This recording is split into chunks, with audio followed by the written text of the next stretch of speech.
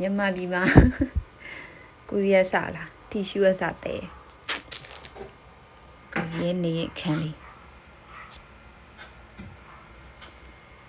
ခုလောလောဆယ်နော်ဟင်းချက်လို့အပေါက်ဖွင့်တာ